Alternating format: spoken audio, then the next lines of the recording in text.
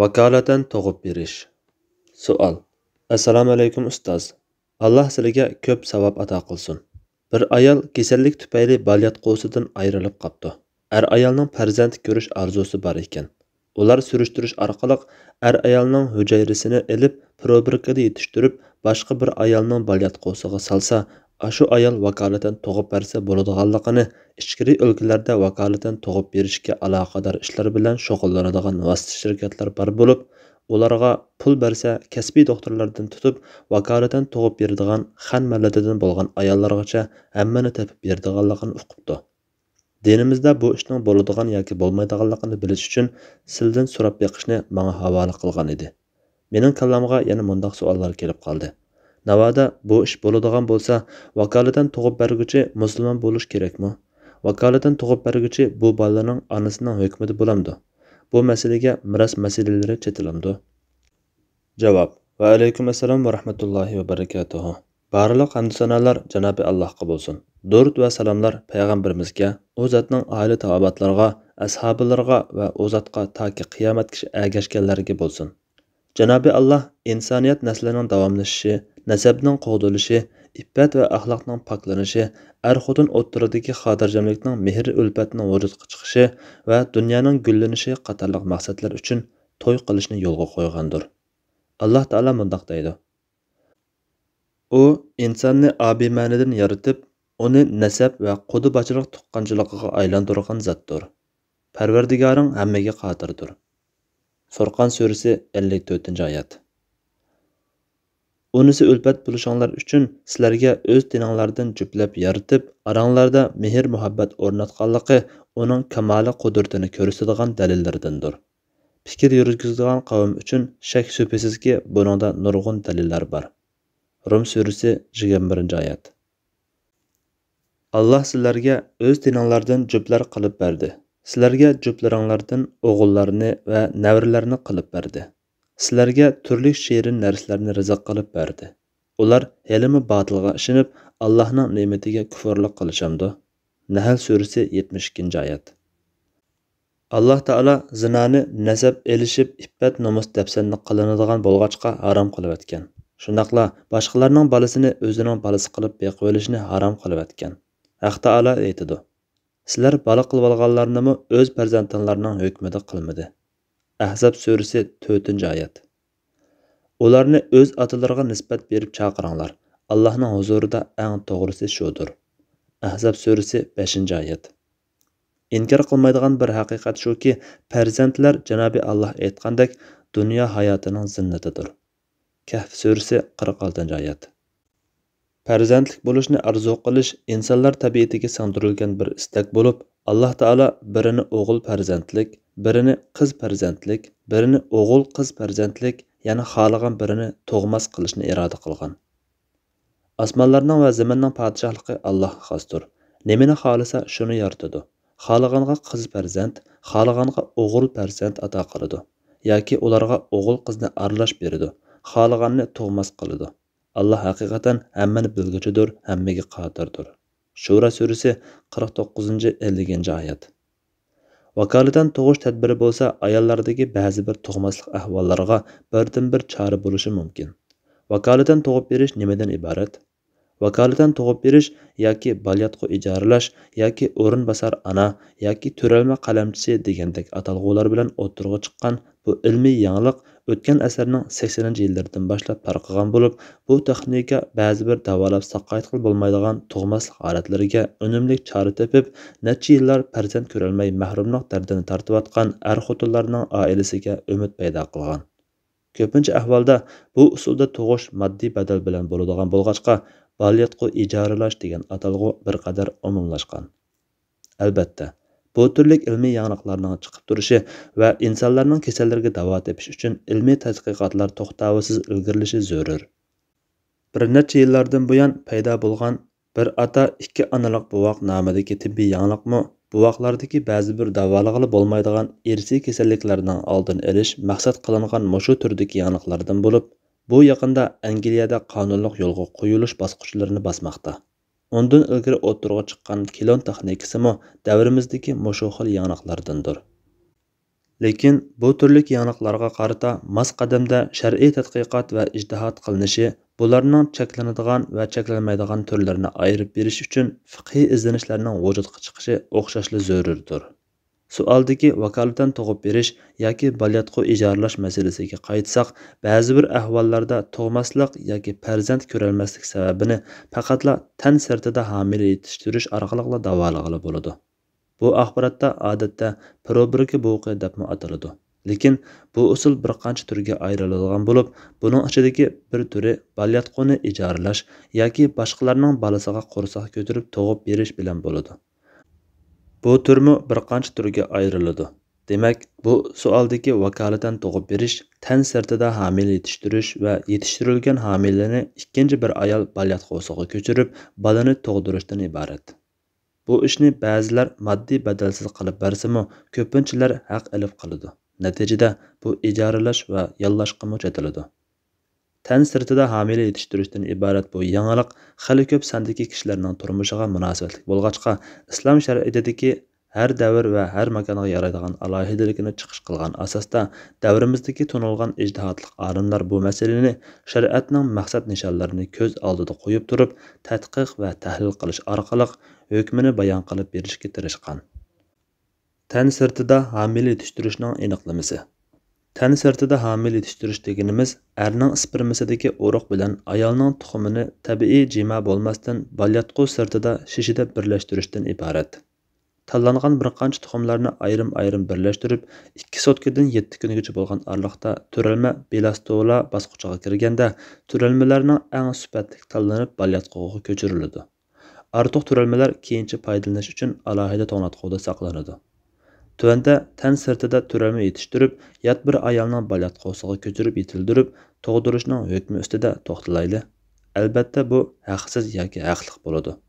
Balyatqu ijoralash turlari hozirgi zamon yangiqlari bo'lg'achqa, ilgirki ulamolar bu vaqtda biror hukm bayon qilmagan bo'lib, davrimizdagi ulamolar bu xil yangiqning har xil turlari bilan hukmi haqida ayrim-ayrim to'xtalgan va bu haqda xali ko'p fatvolar o'tirg'a chiqqan.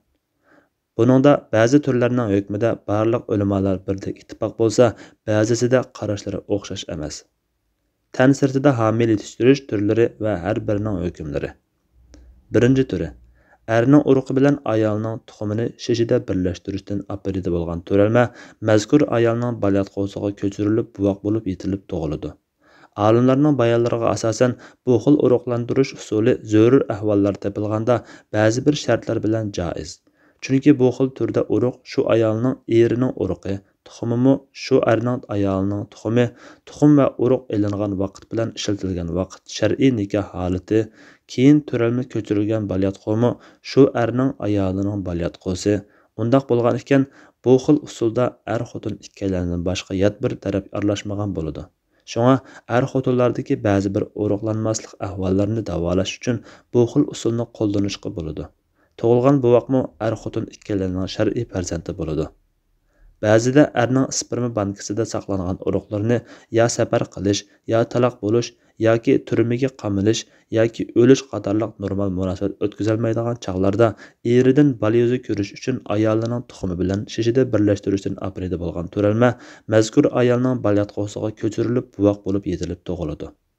Shar'iy jihatdan taloq qilingan ayol o'zil kesil taloq qilingan ahvolda burunqi erining urug'i bilan urug'lantirilgan tuxumni balyatqusiga solsa joiz bo'lmaydi. Chunki bu ahvolda er-xotinlik munosabat uzilgan bo'ladi. Ammo amriga qaytirib olaydigan raj'iy taloq qilingan ahvolda iddat mazgilida erning roziligi bilan erining urug'i bilan urug'lantirilgan tuxumni balyatqusiga solsa joiz bo'ladi. Chunki raj'iy taloq iddati mazgilida er-xotinlik munosabat uzilmagan bo'ladi. Shundaqla erining urug'i bilan urug'lantirilgan tuxumni eri o'lib ketgandan keyin balyatqusiga solsa joiz bo'lmaydi. Chunki er-xotinlik munosabat o'lim bilan uzilgan bo'ladi. Lekin bu ahvolda ba'zi olimlar balani taloq qilgan yoki o'lgan erga mansub qilishni muvofiq ko'rgan. Ikkinchi turi. Erning sog'lom urug' ishlab chiqarish iqtidori bo'lmaganlikdan yat bir erning urug'i bilan ayolning tuxumini shishida birlashtirishdan operida bo'lgan turalma. Mazkur ayolning balyatqusiga ko'chirilib buvoq bo'lib yetilib tug'iladi. Bu xil usul aniq harom, chunki urug' egasi u ayolga yat kishidir. Uchinchi turi. Urug'mi, tuxummi yat kishilardan ilinib, shishida birlashtirishdan apredi bo'lgan turalma. Tuxumning egisi bo'lmagan boshqa bir ayolning balyatqosiga ko'chirilib, buvoq bo'lib yetilib tug'iladi. Bu turni turalma setib olish deb atash muvofiq. Chunki buningda turalma setib olinadi. Agar tug'ib bo'lganda haq ilib buvoqni 3-chi bir ayolga berib etsa, bu bir tarafdan balyatqo ijaralash, yana bir tarafdan turalma setib olish bo'ladi. Bu xil usulmi aniq harom. Chunki uruq egisi u ayolga yat kishidir. 4-chi turi. Erning uruqi yat bir ayolning tuxumi bilan birlashtirilib, turalma shu erning ayolining balyatqosiga ko'chiriladi. Bu tuxum setib olish bo'ladi. Bu usulmi joiz emas. Chunki ayol yat. Uruqning yat ayolning tuxumi bilan uruqlanishi, cheklanishi bilan birga, yat ayolning tuxumi bilan uruqlangan turalmani balyatqosiga silishmi cheklanadigan ish. Bu orqali turalmaning nasabi ergimi ayolgami isbotlanmaydi. Balki uning nasabi valadi zina haromdan bo'lganga o'xshash qo'rsoq ko'targan onaga mansub qilinadi. 5-chi turi. Erning uruqi yat bir ayolning tuxumi bilan birlashtirilib, turalma yana bir yat ayolning balyatqosiga ko'chiriladi. Ya'ni bu üç taraf bir-biridan yat odamlar bo'ladi. Bu usulmi harom albatta. Chunki uruq egisi, tuxum egisi va qo'rsoq ko'targuvchi üç taraf bir-biridan yat. Balki taxi bu 3 kishi turalmani mazkur tariqada yetildirib, bola tug'ilgandan keyin buvoqni farzand yuzi ko'rmagan boshqa bir oilaga setib berishi mumkin.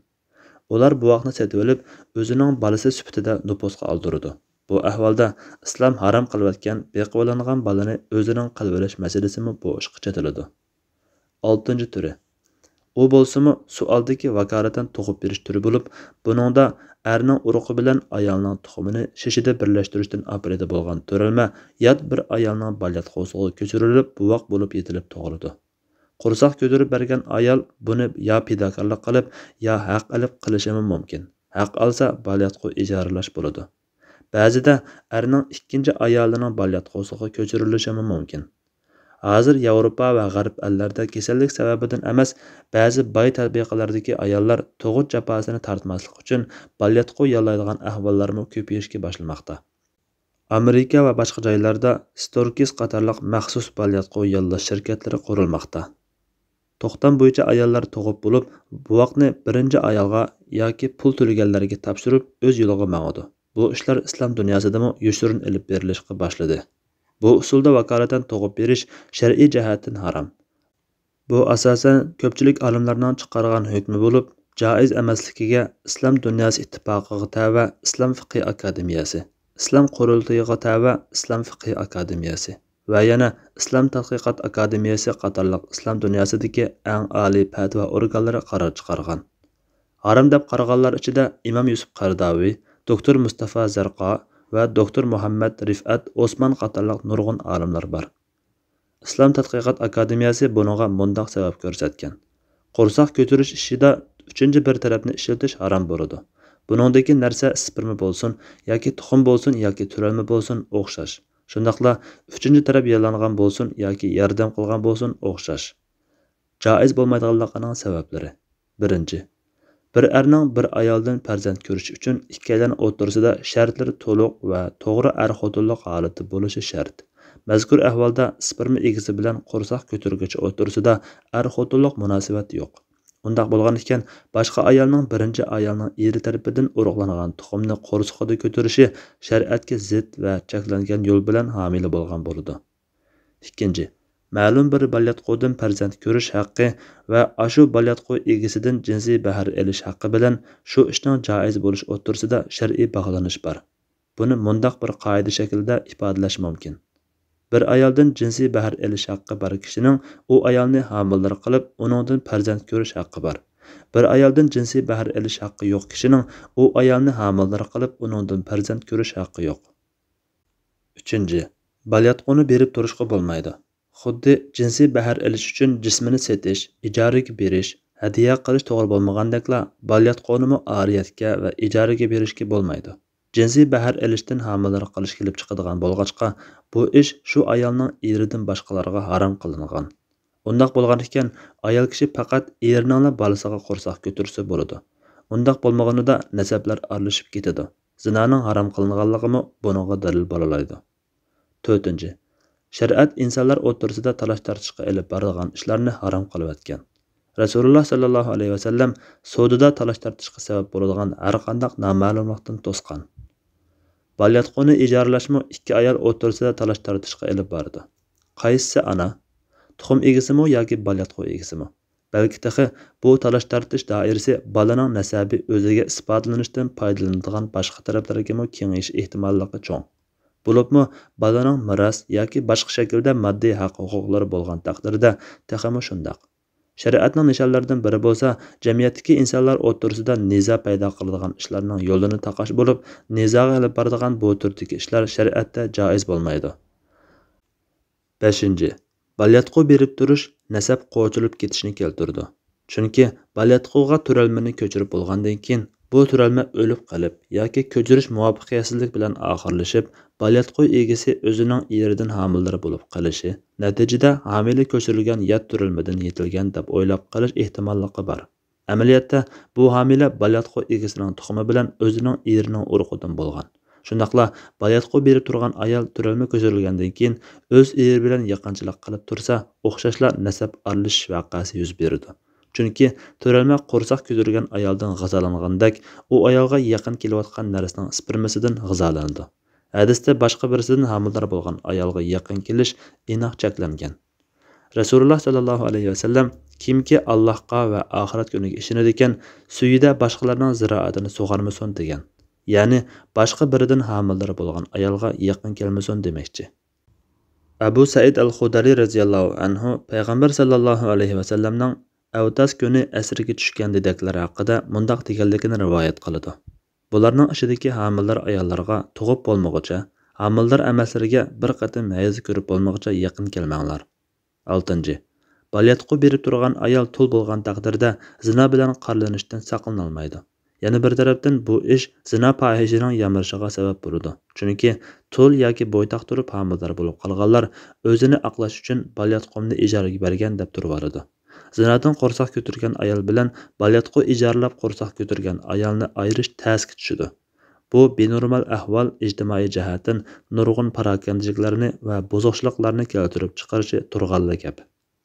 7. Albatta, erni o'z ayoliga yaqin kelishdan to'sqili bo'lmaydi. Shundaqla balyatqosini ijaraga bergan ayol homildorlik mazgilida erining yaqinchilik qilishini rad qilsa bo'lmaydi. Bu shariat ko'rsatmalarida aniq cheklangan ishlardir. Balyatqo ijaralash to'xtamimi erning ayoliga yaqinchilik qilish haqqini bekor qilib batil to'xtam bo'ladi. Yana taxi bu ijara to'xtamining taraflarini bekitish, mazkur ayol erining talabiga asosan eri bilan birga bo'lsa, bu to'xtamni buzgan hisoblanamdi yoki bu halolni harom qilib o'tadigan batil shart bo'lib, uningga amal qilmaslik kerakmi?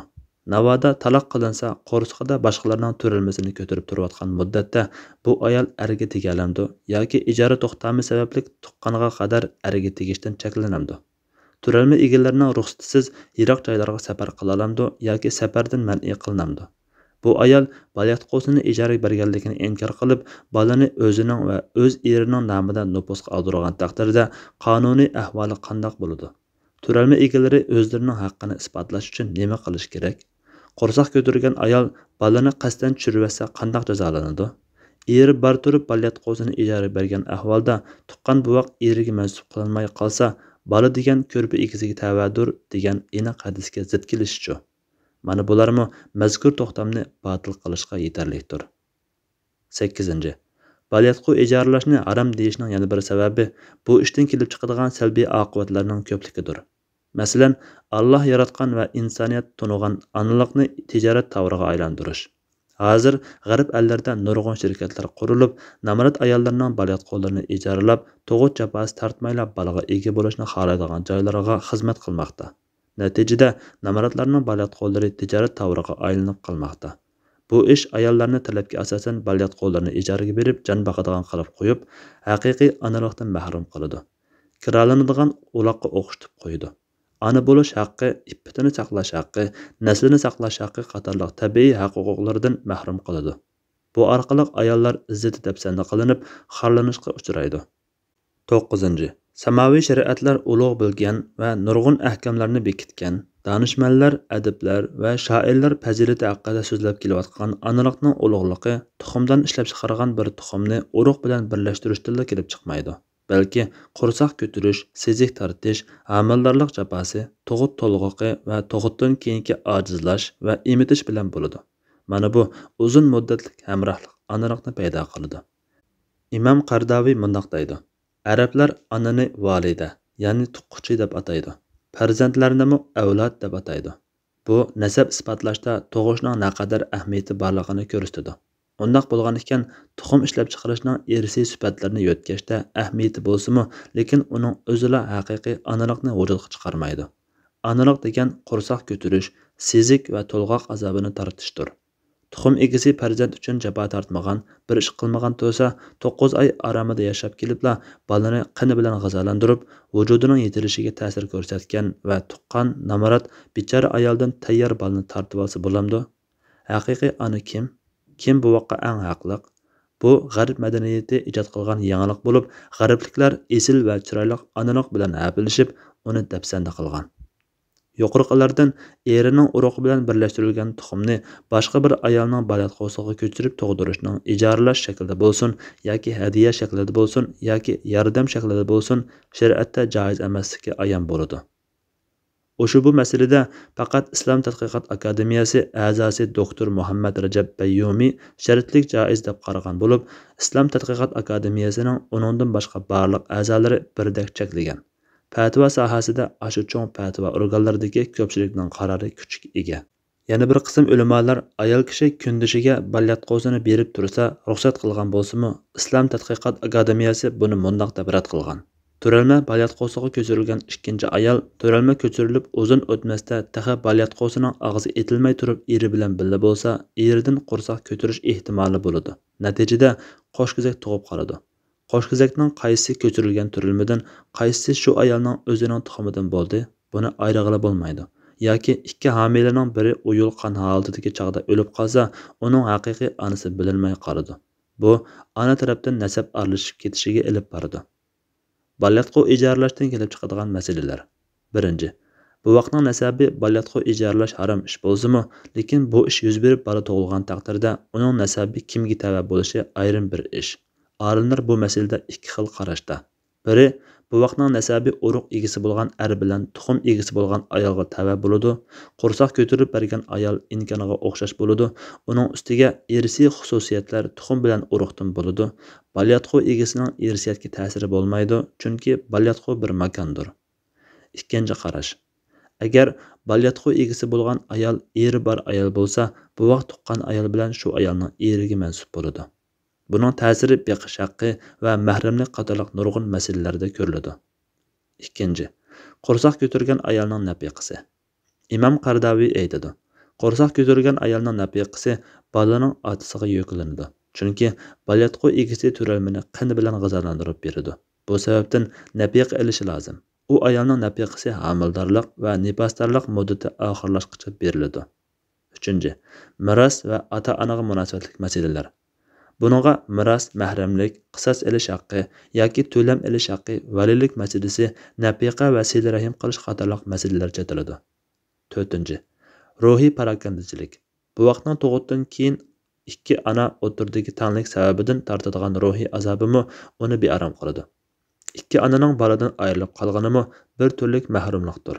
Bolaga qursoq ko'targan ayol 9 oy qursoq ko'tarib, tug'ib, onalik his qilganda buviqini boshqa bir ayol ilib ketsa, bu uninga intayin ig'ir zarba bo'ladi.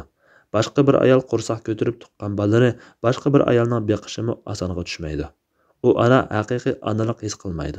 Chunki tuqqan ona bilan buvoq o'tirsidagi ma'lum rishta paydo bo'lib, ikkisi o'tirsida ona bolalik mehri bo'ladi. Keyin boshqa bir ayol bilan ona bolalik rishtasi qurish tasga tushadi. 5. Balyatqo berib turuvchi ayol tuxum egisining onasi, hamshirisi yoki qizi bo'lgan taqdirda natija qanday bo'ladi? Amaliyotda Janubiy Afrikada ana qizi uchun balyatqosini berib turib, qizining bolasini tug'ib bergan. Italiyada qizi onasiga balyatqosini berib turib, onasining bolasini tug'ib bergan. Yuqorqi ikki ayol qo'shg'izaklarni tuqqan. Agarda ba'zi olimlar joiz deb qaragandek, kundishiga balyatqosini berib tursa bo'ladi degan qarash bo'yicha elib aytadigan bo'lsak, kundishining bolasiga qursoq ko'tarib bersa, natija qanday bo'ladi?